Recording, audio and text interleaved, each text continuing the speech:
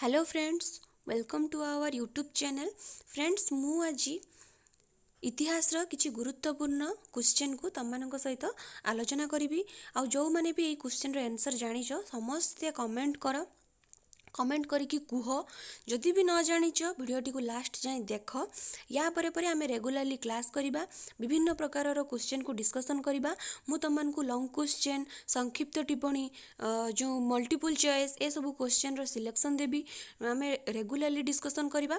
तो आकु जेमती तुम माने केही भी मिस न करो, काहे कि ना तुमरो एग्जामिनेशन रे, तुमरो बोर्ड एग्जाम रे ए सब दिन तुमको बहुत सहायता करिबा, बहुत ही हेल्पफुल रहिबो तुम पई। तो चलो आमे क्लास टी को स्टार्ट करिबा। प्रथम क्वेश्चन टी रही देख। प्रथम क्वेश्चन टी रही आमर जे राजतरंगिणी रचयिता किए। यार ऑप्शन गुड़िक रही विष्णु शर्मा, आर्यभट्ट, कल्हण आउ पाणिनि। ठीक अच्छे, आंसर कुह कौन हम यार आंसर हम ऑप्शन थर्ड आई कल्हण है। कल्हण जी कि काश्मीर रो लोक आउ सी राजतरंगिणी रचना करथिले। ए राजतरंगिणी रे से काश्मीर विषय रे रचना करिसेंती। राजतरंगिणी रे कहा विषय रे रचना करा जाईछि ना काश्मीर विषय रे रचना करा जाईछि। की रचना करथिले ना कल्हण है। आमे आमे जदि देखिबा अलगा ऑप्शन गुड़ा जहाँ भी रही जमती कि आमर विष्णु शर्मा रहिले। विष्णु शर्मा कौन रचना करथिले रे ना पंचतंत्र है। विष्णु शर्मा रचना करथिले पंचतंत्र। आर्यभट्ट जी कि आमर शून्यर उद्भावक थिले। 0 ରୁ 9 पर्यंत जो संख्यार उद्भावन सी करथिले। जदि आमे कहिबा पूरा गणित ही आविष्कार सी करथिले। आर्यभट्ट को न्यूटन बोली मध्य कह जाए। एटा भी मन रखिबो जे आर्यभट्ट को कौन कह जाए ना न्यूटन, भारतर न्यूटन बोली कह जाए। आउ आर्यभट्ट तांकर जो विभिन्न प्रकार ग्रंथ, अमूल्य ग्रंथ रही गणित को लेकिन, ज्योतिर्विद्या को लेकिन, आम जदि कहिबा सूर्य सिद्धांत, ठीक अच्छे, आर्यभट्टियम ए सब जिन किए लिखिले ना आर्यभट्ट लिखिले। बीजगणित, पाटीगणित ए सब जिन आर्यभट्ट द्वारा रचना करा जाइछि। आउ जदि पाणिनि कथा आमे कहिबा, पाणिनि कौन लिखिले ना अष्टाध्यायी है। अष्टाध्यायी किए लिखिले ना पाणिनि लिखिले। ए सब जिन को मन रखिबो। जदि भी आमर राजतरंगिणी न पढ़ी ए सब जिन पढ़ला ताले आमे आको भल भाव में करि परिबा। चलो नेक्स्ट क्वेश्चन को जिबा। जेमति कि आमर रही मेगास्थनीज कहार राष्ट्रदूत भाव में भारत को आसीथिले। मेगास्थनीज कहार राष्ट्रदूत भाव में भारत को आसीथिले। ऑप्शन गुड़िक हूँ सेल्यूकस निकटर, अलेक्जेंडर, मामूद ना कौन सी नुहे। आर आंसर कौन हम कुह समस्त भल भाव देख देखिकी कुह कौन हम ना यार आंसर हम मुझे कहीदे सेल्यूकस निकटर है। सेल्यूकस निकटर राष्ट्रदूत किए थे मेगास्थनीज थे। से कहा समय भारत को आसी से भारत को आसी चंद्रगुप्त समय है। चंद्रगुप्त मौर्य टाइम रे, चंद्रगुप्त मौर्य टाइम रे सी भारत को आसी है। टाइम पीरियड कौन थी, भारत को केबे आसी ना 304 ख्रीष्टपूर्व आसी भारत को केबे जाइथिले ना 299 ख्रीष्टपूर्व से भारत जाइथिले है। 304 रे आसिले 299 रे से भारत गले। आ एई जो भारत रे अवस्थान करने समय रे से कौन ना निजर गोटे ग्रंथ रचना कर जाइथिले। से ग्रंथर ना थिला कौन ना इंडिका। आपको बहुत भल भाव मन रख, एटा गोटे इम्पोर्टेंट क्वेश्चन जे इंडिकार रचयिता किए ना मेगास्थनीज है। मेगास्थनीज किए थे सेल्यूकस निकटर राष्ट्रदूत थे। एटा गोटे मन रखिबो। से कहा समय आसी ना चंद्रगुप्त मौर्य टाइम रे आसी। मेगास्थनीज भारत आसबार समय सीमा केते ना ख्रीष्टपूर्व 304 रु ख्रीष्टपूर्व 299। मेगास्थनीज ग्रंथर नाम कौन ना इंडिका है। चंद्रगुप्त मौर्य शासन विषय यही इंडिकार ही सब रचना करा जाइछि। ठीक अच्छे, बुझीगला ये क्वेश्चन टा।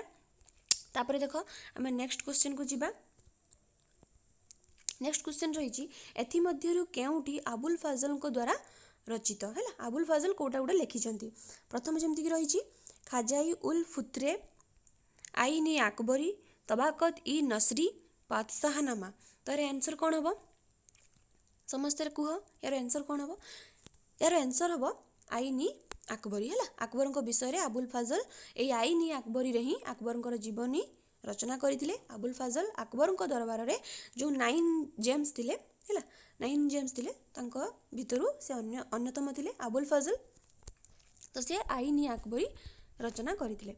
तापर आसला नेक्स्ट क्वेश्चन किए हरप्पा सभ्यता को सिंधु सभ्यता भाव में नामित करथिले किए करथिले ऑप्शन रही देख दयाराम साहानी राखालदास बानार्जी सार जॉन मार्शल उपरोक्त कौनसी नुहे तो यार आंसर कौन हम ना सार जॉन मार्शल जी की हरप्पा सभ्यता को सिंधु सभ्यता भाव में नामित करथिले। नेक्स्ट क्वेश्चन रही प्लास्टर ऑफ पेरिस केउथिरु तयारी होइथाय ऑप्शन गुडी कहउची सिलिकॉन चूर्ण मैग्नेशियम जिप्सम आंसर कौन हम ना प्लास्टर ऑफ पेरिस आमर जिप्सम रु तयारी होता है आंसर हबार जिप्सम। तापर क्वेश्चन रही देख ऋग्वेदर केतगोटी भाग और केतगोटी श्लोक रही केतोटी रही कह देखी कौ ऑप्शन टा ठीक हम ये ना ये ऑप्शन नंबर आई है 10टी भाग 1017टी श्लोक आमर रही कौन रही ना ऋग्वेदर रही। तापर देखिबा नेक्स्ट क्वेश्चन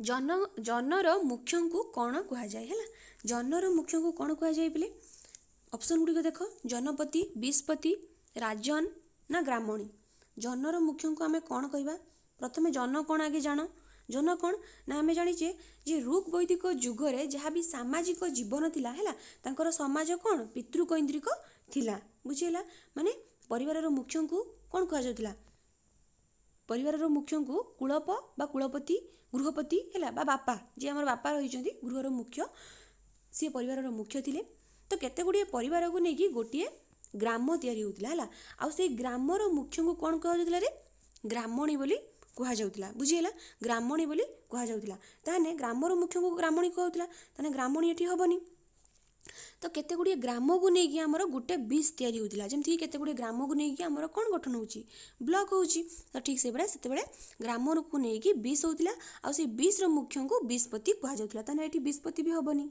बुझीला।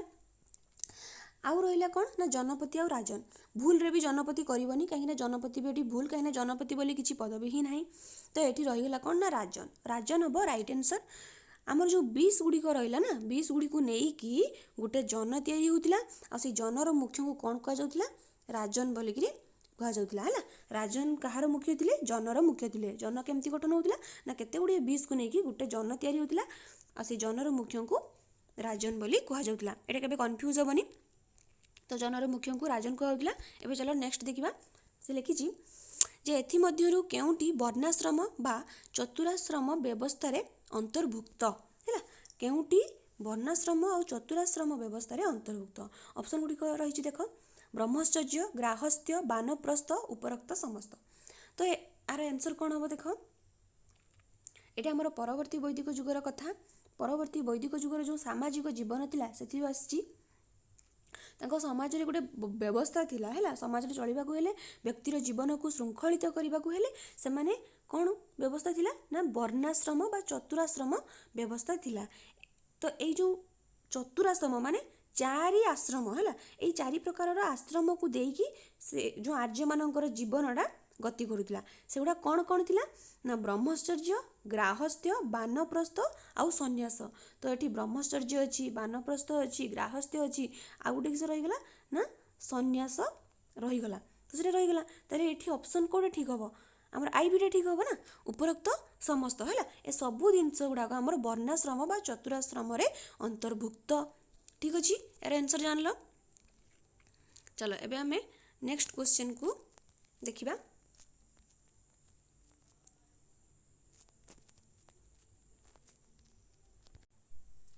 आमर नेक्स्ट क्वेश्चन रही पशा खेल परिचालक को कौन कह जाए है यहाँ आमर से परवर्ती वैदिक जुगर ही आसी परवर्ती वैदिक जुगर कौन होता ना तांकर जो राजनैतिक व्यवस्था थिला ताकू श्रृंखलित करने है विभिन्न प्रकार पदवी सब गढ़ी उठी ठीक अच्छे तो से पशा खेल परिचालक को है जी पशा खेल को परिचालना करती कौन कह जाउथिला से समय ऑप्शन गुड़िक देख आकाश भाव क्षत्री गभीकर्तन आउ भागदूत कौटा हम आंसर कह देखी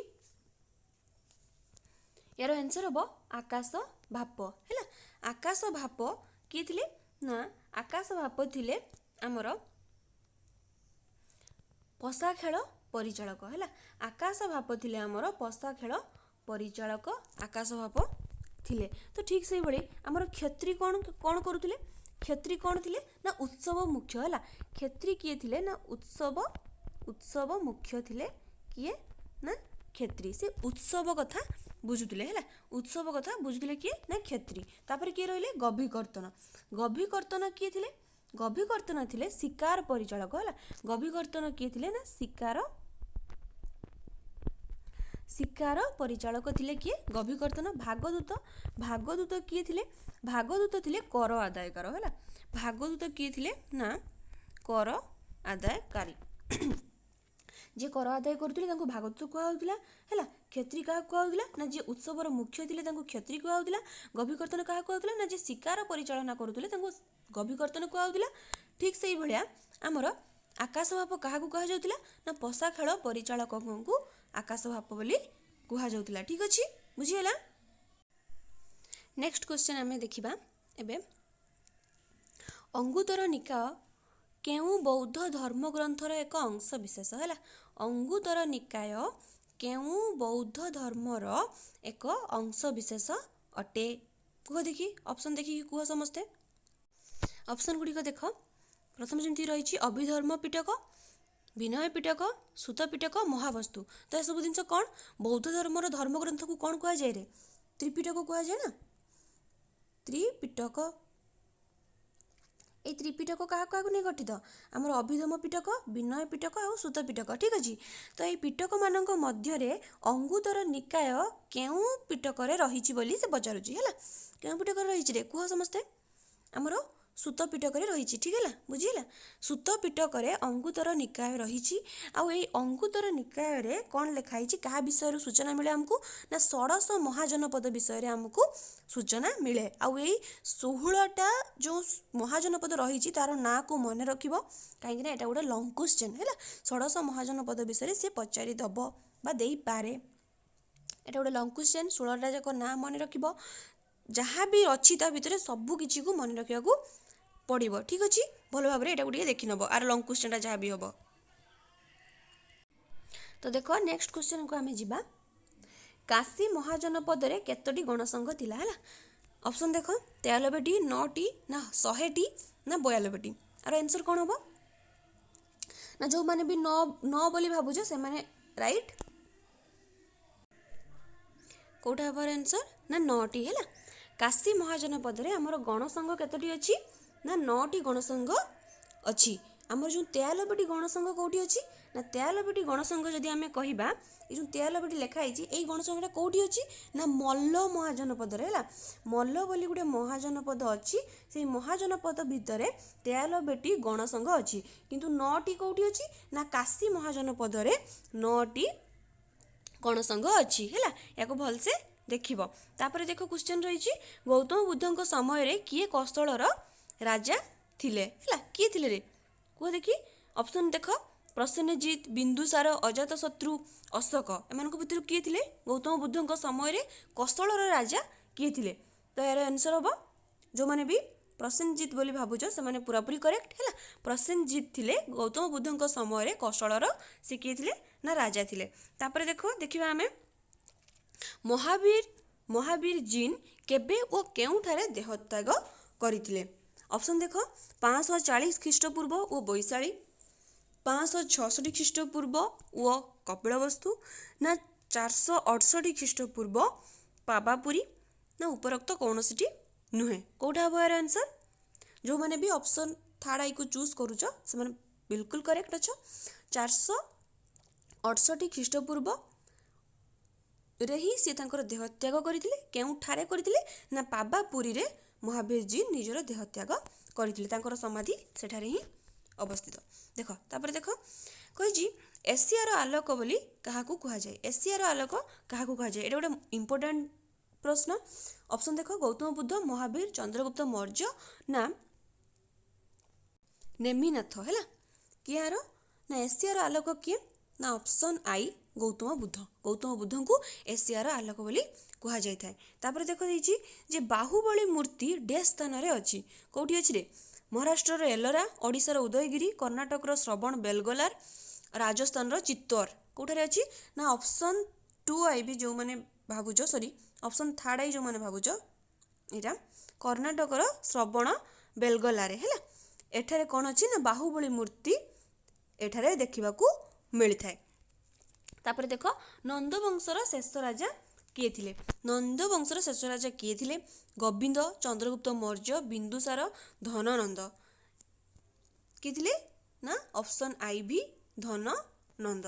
तापर देख कलिंग युद्ध केबे होइतिला कलिंग युद्ध कह देखी ख्रीष्टपूर्व 261 ख्रीष्टपूर्व 269 ना ख्रीष्टपूर्व 273 ना कौन सी नुहे जो मैंने भी ऑप्शन आई को चूज कर से मैंने बिल्कुल राइट है ख्रीष्टपूर्व 261 रे ही आमर कलिंग युद्ध होइतिला कहा कहा मध्य रहितिला रे आमर मगधर जे सम्राट थिले अशोक आउ कलिंग मध्य रे एही कलिंग युद्ध होइतिला केबे होइतिला ख्रीष्टपूर्व 261 रे ठीक अछि बुझिहला।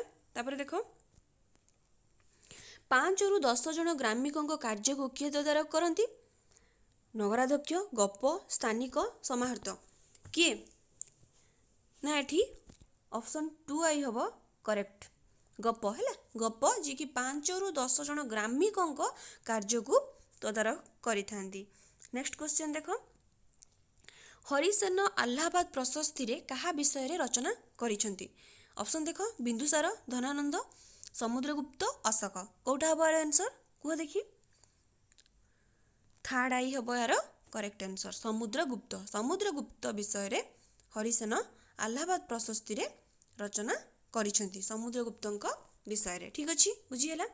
नेक्स्ट क्वेश्चन देखो भारतर न्यूटन आख्या क्या दिया जाइछि एटा मु आउ टिके आगु कहि गली ऑप्शन देखो आर्यभट्ट ब्रह्मगुप्त दंडी ना विष्णु शर्मा जो मैंने भी ऑप्शन आई भावुच से मैंने बिल्कुल करेक्ट आर्यभट्ट है आर्यभट्ट को भारतर न्यूटन आख्या दि जाइछि। तापर देखो गुरु नानक केबे जन्मग्रहण करथिले 1435 1469 1510 ना 1530 एटी करेक्ट आंसर कौन हम ना करेक्ट आंसर हम ऑप्शन 2 आई 1469 ख्रीष्टाब्द ठीक अच्छी।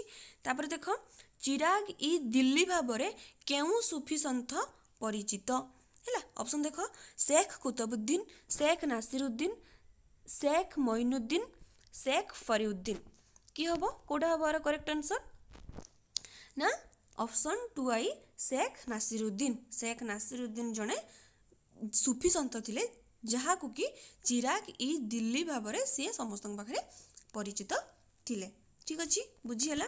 चलो एबे नेक्स्ट क्वेश्चन आड़ को जीवा हमर नेक्स्ट क्वेश्चन रही केबे इंग्रेज माने बालेश्वर अधिकार करथिले हैला केबे इंग्रेज माने हमर बालेश्वर अधिकार करथिले 1802 1801 1803 1805 केबे करथिले ना 1803 रे बालेश्वर अधिकार करथिले। तापर क्वेश्चन रही भागवत टुंगी रे संध्यार रचयिता किए थिले भागवत टुंगी रे संध्यार रचयिता किए थिले गोपीनाथ महांती फकीरमोहन सेनापति ना सारला दास ना गोपाल चंद्र प्रहराज यार करेक्ट आंसर टी हम कौन गोपाल चंद्र प्रहराज जे कि भागवत टुंगी रे संध्यार रचना करथिले। तापर नेक्स्ट क्वेश्चन को देखिबा हमें कटक ठारे केबे मधुसूदन दास एक कन्या विद्यालय स्थापन करथिले 1908 1907 1905 1904 कौटा हम करेक्ट आंसर ना जो मैंने भी ऑप्शन आई को चूज करूछ से मैंने बिल्कुल ही करेक्ट 1908 रे कटक ठारे मधुसूदन दास कन्या विद्यालय स्थापन करथिले। तापर देखो क्वेश्चन देखो केबे स्वतंत्र ओडिशा प्रदेश गठन होला एटा तो समस्त कहि परिबे केबे होइतिला के कहबो ऑप्शन देखि कि कुह जो मैंने भी ऑप्शन आई भी को चूज करूचंदी से माने करेक्ट आंसर ठीक अच्छी जे 1936 एप्रिल 1 तारिख दिन आम ओडिशा एक स्वतंत्र प्रदेश भाव में गढ़ी उठीला है स्वतंत्र ओडिशा प्रदेश गठन केबे होइतिला ना 1936 एप्रिल 1 तारिख दिन एतिकी थिला तुमर मल्टीपल चॉइस क्वेश्चन यहाँ पर आम कि 2 मार्किया आउ 3 मार्किया क्वेश्चन डिस्कसन करनबा देखो ए क्वेश्चन गुड़ा को भल भाव में देख खातार नोट करके रख है जमती कि प्रथम क्वेश्चन देजी कालिदास रचित प्रधान ग्रंथ गुड़िकर नाम लेख कौन कौन हो कह देखी कमेंट कर जल्दी जल्दी कमेंट कर କାଳିଦାସଙ୍କ ରଚିତ ପ୍ରଧାନ ଗ୍ରନ୍ଥ ଗୁଡ଼ିକର ନାମ କ'ଣ ଥିଲା? କାଳିଦାସଙ୍କୁ ସେକ୍ସପିୟର ବୋଲି ମଧ୍ୟ କୁହାଯାଇଥାଏ, ହଁ ନା ନାହିଁ?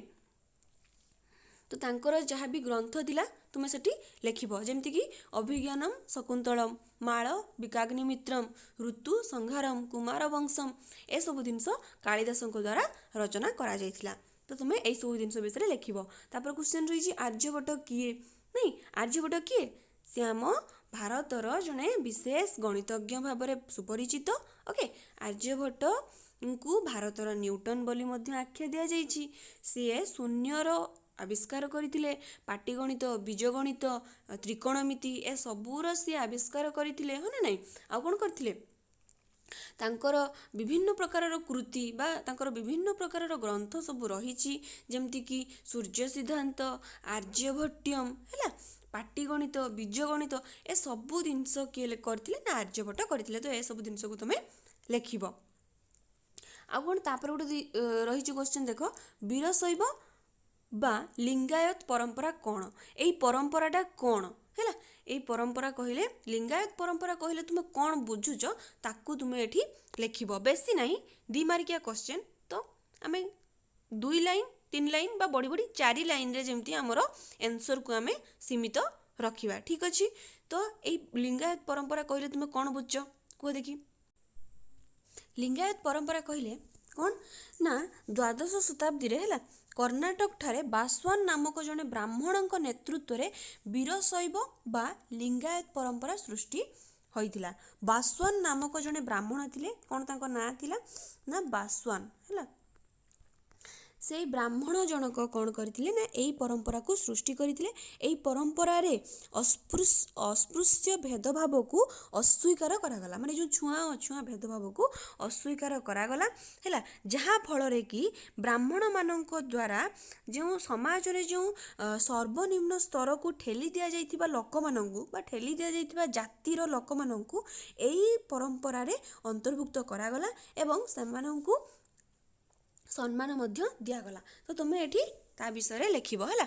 ଜଣେ ବ୍ରାହ୍ମଣ ଯିଏକି ବ୍ରାହ୍ମଣମାନଙ୍କ ଦ୍ୱାରା ଯେଉଁ ଜାତି ଉପରେ ଅତ୍ୟାଚାର କରାଯାଉଥିଲା ସେହି ଜାତିର ଲୋକମାନଙ୍କୁ ଏହି ପରମ୍ପରାରେ ଅନ୍ତର୍ଭୁକ୍ତ କରି ଲିଙ୍ଗାୟତ ପରମ୍ପରାରେ ଅନ୍ତର୍ଭୁକ୍ତ କଲେ ଏବଂ ସେମାନଙ୍କୁ ସେମାନଙ୍କର ସମ୍ମାନ ଦେଲେ, ହେଲା, ସେମାନଙ୍କୁ ସମ୍ମାନ ଜଣାଇଥିଲେ। ତାପରେ ଦେଖ ତ୍ରିପିଟକ। ତ୍ରିପିଟକ ମୁଁ କହିଲି ଯେ ବୌଦ୍ଧ ଧର୍ମର ଧର୍ମଗ୍ରନ୍ଥକୁ କ'ଣ କୁହାଯାଉଥିଲା? ତ୍ରିପିଟକ କୁହାଯାଉଥିଲା। କ'ଣ କ'ଣ ସେ ତ୍ରିପିଟକ ରହିଛି? ନା ଅଭିଧମ ପିଟକ, ବିନୟ ପିଟକ ଆଉ ସୂତ ପିଟକ। ଠିକ୍ ଅଛି, ଏତିକି ଲେଖିଦେବ, 2 ମାର୍କ ପାଇଯିବ, ଆରାମସେ ପାଇବ, ହଁ ନା ନାହିଁ? କେବଳ 2-3 ଲାଇନ୍ ଲେଖିବାର ଅଛି ଆଉ ଠିକ୍ ଆନ୍ସର୍ ଲେଖିବାର ଅଛି। ତାପରେ ରହିଛି ଦେଖ ଭେରିଘୋଷ ଓ ଧର୍ମଘୋଷ କ'ଣ ଥିଲା? କ'ଣ ଥିଲା? ଏଇଟା ଆମର କଳିଙ୍ଗ ଯୁଦ୍ଧର କଥା, ହଁ ନା ନାହିଁ? ଭେରିଘୋଷ ଆଉ ଧର୍ମଘୋଷ ଯେତେବେଳେ ଭୁବନେଶ୍ୱର ଦୟାନଦୀ ନିକଟରେ କଳିଙ୍ଗ ଯୁଦ୍ଧ ସଂଗଠିତ ହୋଇଥିଲା, ମଗଧର ସମ୍ରାଟ ଅଶୋକ, ହେଲା, ଯୁଦ୍ଧ କରିକି ଦୟାନଦୀର ପାଣିକୁ ରକ୍ତାକ୍ତ କରିଦେଇଥିଲେ, ମାନେ ରକ୍ତର ନଦୀ ହେଇଯାଇଥିଲା, ସେ ପୁରା ଲାଲ ହେଇଯାଇଥିଲା ତାର ପାଣି, ହେଲା। ତ ସେହି ସମୟରେ ତାଙ୍କ ହୃଦୟ ପରିବର୍ତ୍ତନ ଘଟିଥିଲା। ସେ ଭେରିଘୋଷରୁ ଧର୍ମଘୋଷ ଆଡ଼କୁ ଆକର୍ଷିତ ହୋଇଥିଲେ, ହେଲା। ଉପଗୁପ୍ତ ନାମକ ଜଣେ ବୌଦ୍ଧ ଶିଷ୍ୟଙ୍କ ଠାରୁ ସିଏ ବୌଦ୍ଧ ଧର୍ମ ଗ୍ରହଣ କରିଥିଲେ। ତା ପରଠାରୁ ସିଏ କେବେ ବି ଆଉ ଭେରିଘୋଷ କରିନାହାନ୍ତି, ମାନେ ଯୁଦ୍ଧ କରିନାହାନ୍ତି, ସବୁବେଳେ ଧର୍ମଘୋଷ ମାନେ କି ଧର୍ମର ପ୍ରଚାର କରିଛନ୍ତି, ହେଲା। ମଣିଷଙ୍କର ହୃଦୟକୁ କେମିତି ଜୟ କରିପାରିବେ ସେଥିପାଇଁ ଧର୍ମ ପ୍ରଚାର କରିଛନ୍ତି। ପରବର୍ତ୍ତୀ ସମୟରେ ତାଙ୍କର ପୁତ୍ର କନ୍ୟା ମାନେ ମଧ୍ୟ ବୁଦ୍ଧତ୍ୱ ଗ୍ରହଣ କରି ବିଭିନ୍ନ ଜାଗାରେ ବୌଦ୍ଧ ଧର୍ମ ପ୍ରଚାର ପ୍ରସାର କାମରେ ଲାଗି ଯାଇଥିଲେ। ତାପରେ ଦେଖ କ୍ୱେଶ୍ଚନ୍ କ'ଣ ଦେଖ, ଅଭିଲେଖ କହିଲେ କ'ଣ ବୁଝ? ଅଭିଲେଖ ପ୍ରଥମ ବିଷୟର ପାଠ ଇଏ। ଅଭିଲେଖ କହିଲେ କ'ଣ ବୁଝରେ? ନା ଯେଉଁ ମନ୍ଦିର କାନ୍ଥ, ତାମ୍ର ଫଳକ, ହେଲା, ଆଉ କ'ଣ ଯେଉଁ ପ୍ରସ୍ତର ରହିଛି ସେସବୁ ଉପରେ ଯେଉଁ ପୁରାତନ ଲିପିରେ ଯାହା ବିଷୟରେ ବି ଲେଖାଯାଇଥାଏ ନା ତାକୁ ଅଭିଲେଖ ବୋଲି କୁହାଯାଏ। ଆଉ ଏହି ଅଭିଲେଖର ଅଧ୍ୟୟନକୁ କ'ଣ କୁହାଯାଏ? ନା ପୁରାଲେଖ ତତ୍ତ୍ୱ ବୋଲି ମଧ୍ୟ କୁହାଯାଇଥାଏ, ହେଲା। ବିଭିନ୍ନ ପ୍ରକାରର ଅଭିଲେଖ ରହିଛି, ତାର ଏକ୍ଜାମ୍ପଲ୍ ତୁମେ ସବୁ ଦେଖିବ ବହିରେ ଆଉ ଭଲସେ ମନେ ରଖିବ। ଆକୁ ଲେଖିଲେ ହିଁ ତୁମେ 2 ମାର୍କ ପାଇବ, ନହେଲେ କେତେ ପାଇବ? 0 ପାଇବ ଯଦି ନ ଲେଖିବ ଭଲସେ, ହଁ ନା ନାହିଁ? କିନ୍ତୁ ଏ ଭିଡ଼ିଓଟି ଦେଖି ସାରିଲା ପରେ କେହି ବି 0 ପାଇବନି, ତୁମମାନେ ଭଲସେ ପଢ଼, ହେଲା। ଆଉ ଆମ ଚ୍ୟାନେଲରେ ଯାହା ବି ହିଷ୍ଟ୍ରିର ଡିସ୍କସନ୍ ଚାଲିଛି କ୍ୱେଶ୍ଚନ୍ ତାକୁ ଭଲ ଭାବରେ ନୋଟ୍ କରିକି ତାର ଆନ୍ସର୍ ଲେଖିବା ପାଇଁ ଚେଷ୍ଟା କର, ହେଲା।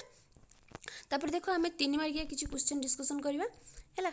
ଯେମିତିକି ରହିଛି ଏଠି କ'ଣ हरप्पा सभ्यतार समयकाल है।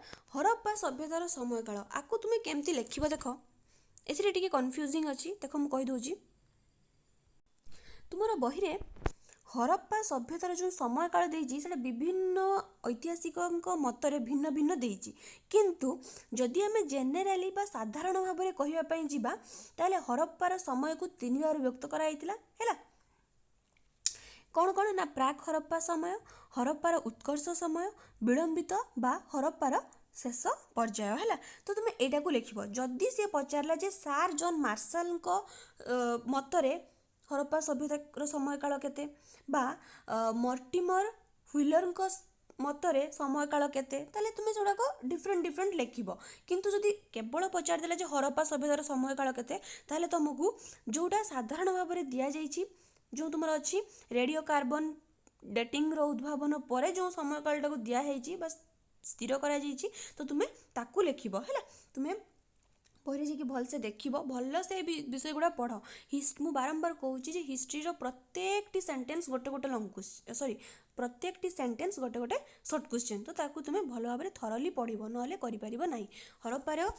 हरप्पा सभ्यतार समयकाल गला तापर देख परवर्ती वैदिक जुगर शिक्षा व्यवस्था यार शिक्षा व्यवस्था किभली थिला भेरी सिंपल थिला हाँ ना नहीं से समय पिला माने उपनयन बोली गोटे सेरिमनी होता जमती कि तुम एବେका जुगरे खड़ी छुआ होची हाँ ना नहीं गणेश पूजा सरस्वती पूजा पिला मानकु नहीं कि सिलट खड़ी नहीं कि छुआंती से जो खड़ी छुआ होची ठीक से भाया परवर्ती वैदिक जुगरे उपनयन बोली गोटे व्रत थिला ताकु पालन परे पिला माने कौन करुले ना गुरुकूल को जाई आश्रम रे रही गुरु को पाखरु शिक्षा ग्रहण करुले एवं शिक्षार समाप्ति पर गुरु को दक्षिणा दे निज गृह को प्रत्यावर्तन करुले। तो एतिकी कथा लिख आराम से लिखिपर आराम से 3 मार्क पाइपर किसी असुविधा नहीं। तापर देख कौन रही ना कलिंग युद्धर फलाफल हाँ कलिंग युद्धर जदि फलाफल पचारि तुम्हें कलिंग युद्ध किभली हैला सेटा लिखबनी कलिंग युद्धर फलाफल किछि भिन्न थिला कलिंग युद्धर फलाफल सुदूर प्रसारी थिला कलिंग युद्धर फलाफल स्वरूप ही सम्राट अशोक कौन होते चंडाशकु धर्माशक परिणत हो जाते जोटा कि यार मेन पॉइंट सब पिला ये भूल करती से कलिंग युद्धर फलाफल पचार पिला कौन करती ना कलिंग युद्ध केवे होता क्या भितर होता तार कारण कौन एत सब लिखार दरकार ही ना 3 मार्क क्वेश्चन आम 4टा पॉइंट रे सारदे 3टा पॉइंट लिखले भी काफी हाँ ना नहीं कौन करवा ना जदि आम आपको भल से लिखापी चाहिए ताहले आउ टिके एक्सप्लेन करवा 6-7टा वाक्य आम सारी पारिबा ठीक अच्छे। देख जे अशोक विषय लिखा से किभली चंडाशकु धर्माशक बदलिले ताकू लिखा हाँ ना नहीं युद्ध संगठित है केबे ख्रीष्टपूर्व 261 संगठित है से जो भुवनेश्वर दया नदीटा रक्तर नदी रे परिणत है ताकू देखी अशोकंकर मन परिवर्तन हो जाइतिला से चंडाशकु धर्माशक को परिवर्तन हो जाइतिले लोक मानकर हृदय को जय करिया पई चेष्टा करथिले आ कोन बौद्ध धर्म ग्रहण करथिले और बौद्ध धर्म ही से प्रचार प्रसार करथिले ठीक अछि। आउ तांको साम्राज्य रे तापरठू कौन से प्रकार युद्ध होई नहीं भेरी घोष आउ केबे भी सुना जाए नहीं केवल धर्मर घोष ही सेठी हमें सुनिबा को पाई थाउ। तो तापर देख एटा बुझीला जहाँ भी न बुझी पार कमेंट कर मु आउ थे पुणी रिपीट करी किसी असुविधा नहीं। तापर देख बिहार ओडिशा प्रदेश किभली आमर गठन होइतिला हैला बिहार ओडिशा प्रदेश आमर किभली गठन होइतिला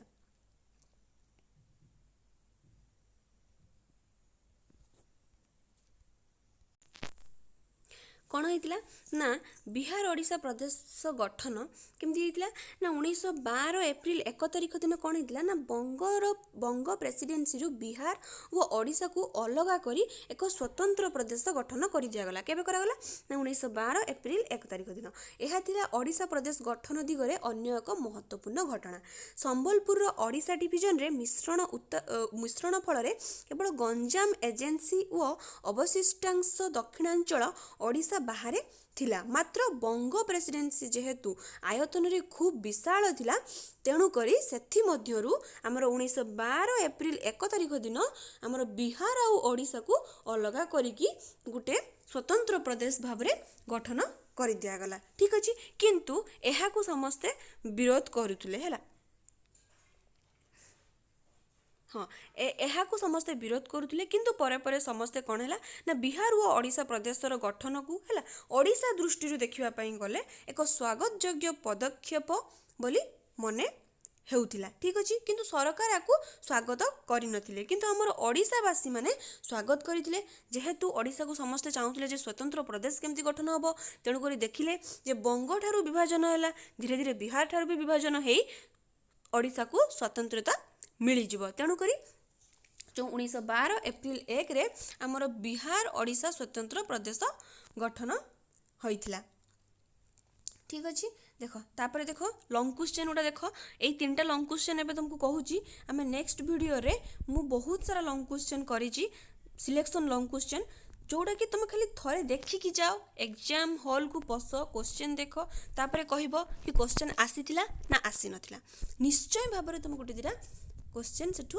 पाइब ही पाइब ठीक अच्छे देख ये तुम 3टा लंग क्वेश्चन मुझे जमीक अच्छी कलिंग युद्धर कारण और फलाफल आलोचना कर ठीक अच्छे कलिंग युद्ध विषय लिखब है क्या क्या मध्य रही तार कौ कौ कारण थिला जमीक राजनैतिक अर्थनैतिक है ए सब कारण थिला आउ तार फलाफल कौन है फलाफल कौन लिखब ना चंडाशोक धर्माशोक भेरीघोषरू धर्मघोष है ना नहीं अशोकर बौद्ध धर्म ग्रहण ए सब कथा तुम फलाफल आलोचना कर रहा गौतम बुद्ध बाणी आलोचना कर तो ये प्रथम गौतम बुद्ध जन्म संबंधी किसी तथ्य लिखब है ना नहीं तापर बाणी विषय लिखब जमीक आर्य अष्टांग मार्ग 4 आर्य सत्य है ना नहीं आउ कौन पुनर्जन्म निर्वाण ए सब जिनस को टिके टिके लिखब तापर कौन अच्छी ना भारत समाज में सूफी मतर प्रभाव आलोचना कर जे सूफी मतर प्रभाव प्रथम लिखे सूफी आम क्या कहवा सूफी आंदोलन कहीं किए मैंने करते मुख्य सूफी सन्थ मान ना सब लिखब है ना